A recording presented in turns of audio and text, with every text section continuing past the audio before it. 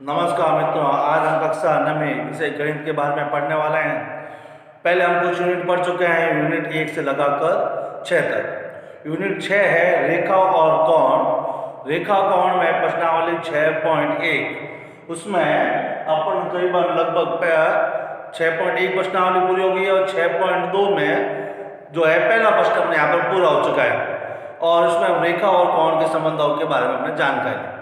अब यहाँ पर प्रश्न क्रमांक नंबर 2 जो कि इस प्रकार से है, दी गई आकृति, ये आपके सामने चित्र बना हुआ है। दो ABCD और EF 3 रेखाएं हैं और ये तीसरी रेखा है, उसके ऊपर एक तिर्यक रेखा है और इसमें दिया हुआ है AB है व CD, ऊपर वाले दोनों रेखाएं समांतर है और CD है वो E है और नीचे वाले दोनों रेखाएं समांतर, मतलब ABCD समांतर और CD है वो EF के क्या है समांतर। आगे Y और Z, इन दोनों Y और Z के बीच में कोणों का अनुपात है, वह अनुपात है यहाँ पर 3:7 अनुपात है, 3 अनुपात यहाँ पर अपना जो है 7 है। आगे देखते हैं x का मान ज्ञात कीजिए। Y और Z का अनुपात दिया हुआ और x का अनुपात जो है अपने को कोण कितना है उसका मान ज्ञात करना है, जो इस प्रकार से है। तो चलते हैं अपने प्रश्न की ओर। तो सबसे पहले अपने को ज्ञात करना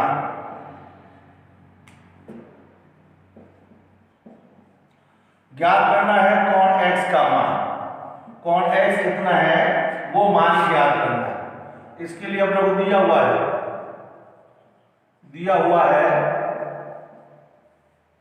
जो यहां पर y और z का अनुपात 3:7 और AB समांतर है CD के और CD समांतर है EF के, मतलब ऊपर नीचे दोनों समांतर, नीचे और नीचे वाले समांतर है। इसका मतलब है ये तीनों आपस में समांतर, अतः AB CD और EF तीनों रेखाएं आपस में है जो समांतर रेखाएं हैं। आगे चलते हैं प्रश्न में हल में। उत्पत्ति में प्रश्न को हल तो देखते हैं, तो यहाँ पर फर्स्ट और लास्ट इन दो लाइनों के बारे में विचार करते हैं। यहाँ पर दिया हुआ है A और B और लास्ट लाइन है वो है E और F। ये इसमें 3 रेखा है, रेखा की इस तरफ X है और लास्ट रेखा के बीच वाली रेखा को एक बार छोड़ देते हैं। फर्स्ट और लास्ट रेखा को लेते हैं, बीच वाली रेखा को एक बार छोड़ देते हैं। फर्स्ट रेखा है AB, लास्ट रेखा है EF और ये लाइन तो जैसी जा रही है वैसी की वैसी। ऊपर की तरफ x और नीचे की तरफ क्या है z। चूंकि दो रेखाएं समांतर है तो कोण x और y के z के बीच में संबंध है वह एकांतर कोण है।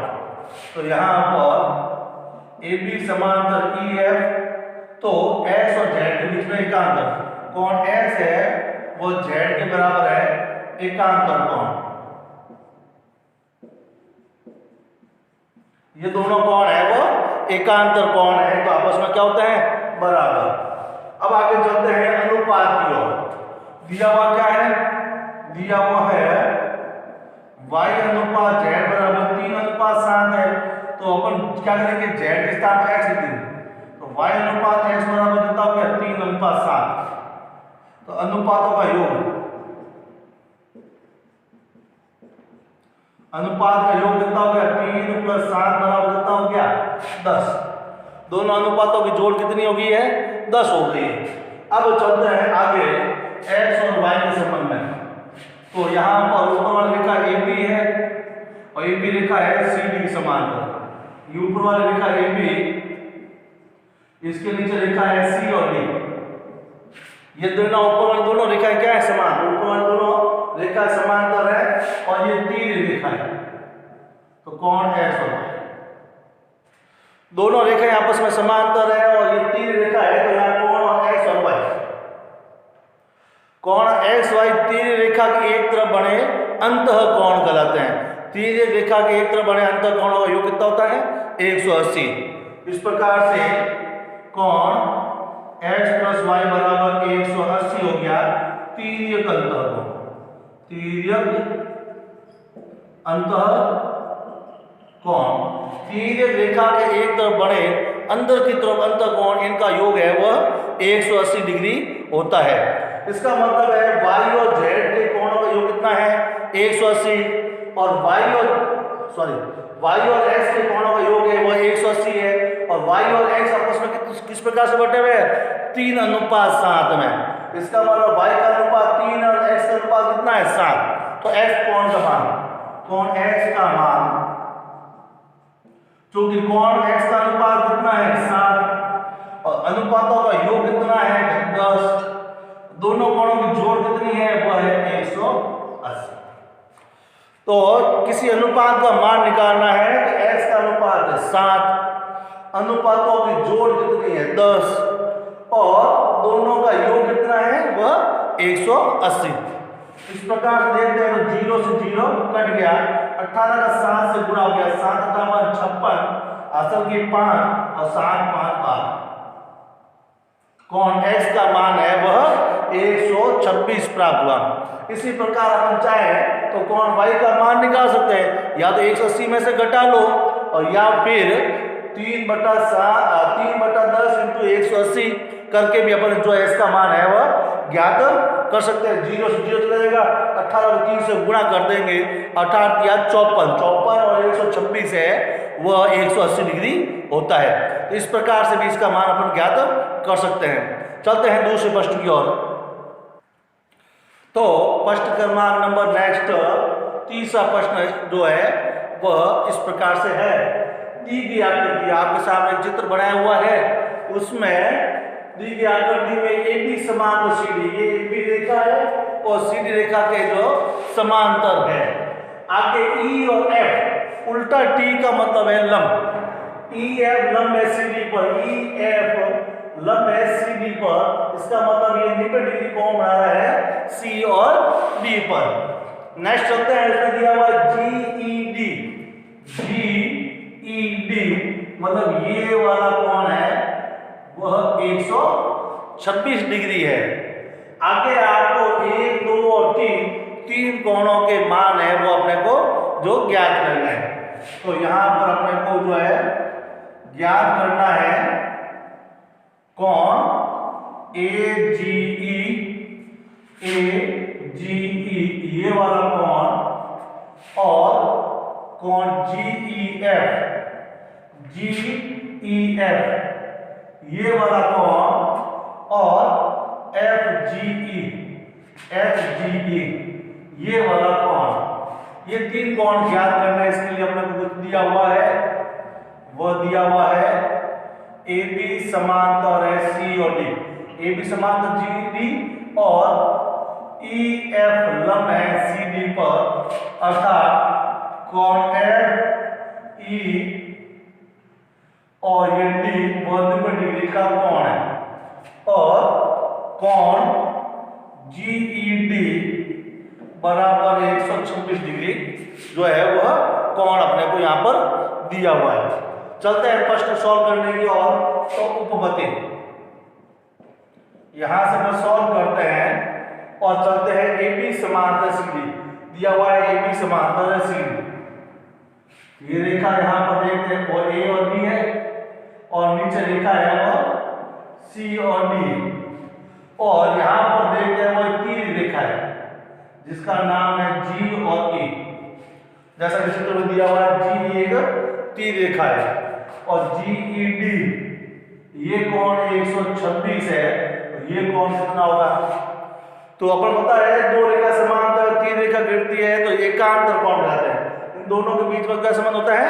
वह एकांतर कोण कहलाते हैं, आपस में बराबर होता है। इसका मतलब कोण AGE, पहले लिख देते एक बार, AB समांतर CD दिया हुआ है तो कोण AGE वो बराबर है GED जो कि 126 डिग्री है। ये अपना हो गया पहला उत्तर और ये कहलाते हैं अंतः एकांतर कोण। अंतः एकांतर कोण, अंतः एकांतर कोण आपस में क्या होता है? बराबर होते हैं। तो यहाँ पर जो इसका मान 126 डिग्री है वो प्राप्त हुआ। आगे चलते हैं तो ये अपना पहला प्रश्न हो गया कि GE का मान आ गया 126 डिग्री। अब चलते हैं दूसरा GEF। जी ई और एफ ये वाला कोण क्यों होते हैं? दिया हुआ क्या है, ये ए बी समांतर है और सी और डी, और यहां पर अपन देखते हैं ये जीई डी कोण कितना है 126 है, और यहां पर ये वाला कोण और आया हुआ है और ये कितना है 90। ये कोण जो बीच वाला कोण है वो अपने को जो है ज्ञात करना है। तो देखते हैं यहां पर कोण जीईडी बराबर यहां पर अपना 126 डिग्री है, और एक जीईडी है वो दो कोणों का जोड़ है, जीईएफ और एफईडी। जीईडी है वो इन दो कोणों की क्या है जोड़ है यहां पर। तो जीईडी हो गया कोण जीईएफ प्लस एफईडी बराबर 126। जीईडी इन दो कोणों की जोड़ है, और ईएफडी कितना है, ईएफडी यहां पर दिया हुआ है, ईएफडी एफईडी जो है वो 90 है। तो कोण जीईएफ प्लस 90 बराबर 126। 90 का यहाँ पक्षांतर कर देंगे तो जीईएफ बराबर 126 माइनस 90, तो कोण जीईएफ है वो यहाँ पर है वो 36 डिग्री प्राप्त हो गया। तो 90 में 126 में से 90 गए तो यहाँ पर कितने बच गए 36 डिग्री बच गए। अब नेक्स्ट चलते हैं वो है एफ जीई। तो ये अपना एफ जीई है, एफ जीई ये वाला कोण ज्ञात करना है। तो यहाँ पर रेखा देख रहे हैं जिसका नाम है ए और बी, और यहाँ पर ये रेखा ये जो कि जीई है, और यहाँ पर बी नहीं मान रहा है, एफ भी मान सकते हैं।